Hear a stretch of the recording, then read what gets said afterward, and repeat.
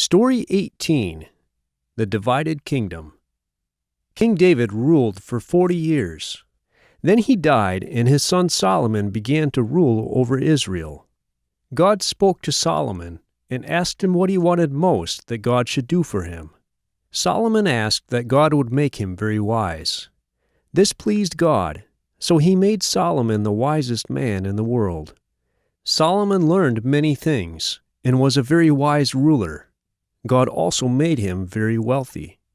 In Jerusalem, Solomon built the temple for which his father David had planned and gathered materials. People now worshipped God and offered sacrifices to him at the temple instead of at the tent of meeting. God came and was present in the temple, and he lived there with his people. But Solomon loved women from other countries. He disobeyed God by marrying many women, almost 1,000 of them. Many of these women came from foreign countries and brought their gods with them and continued to worship them. When Solomon was old, he also worshipped their gods. God was angry with Solomon because of this. He said that he would punish him by dividing the nation of Israel into 2 kingdoms. He would do this after Solomon died. After Solomon died, his son Rehoboam became king. All the people of the nation of Israel came together to accept him as their king.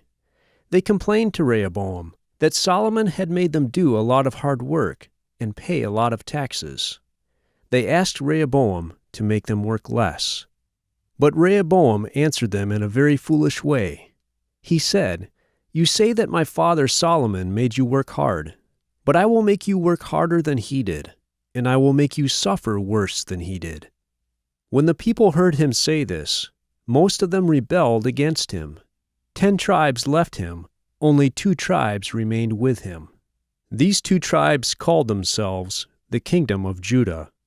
The other 10 tribes made a man named Jeroboam to be their king.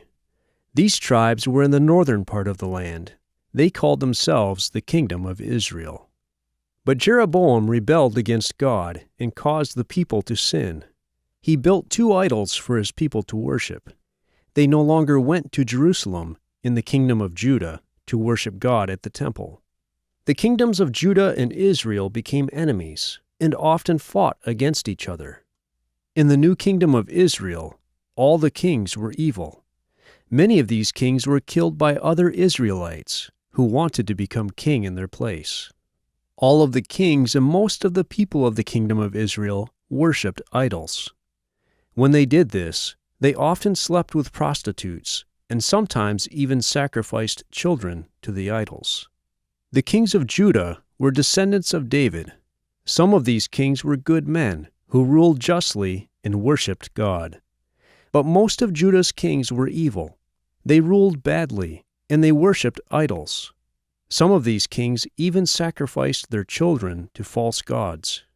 Most of the people of Judah also rebelled against God and worshipped other gods.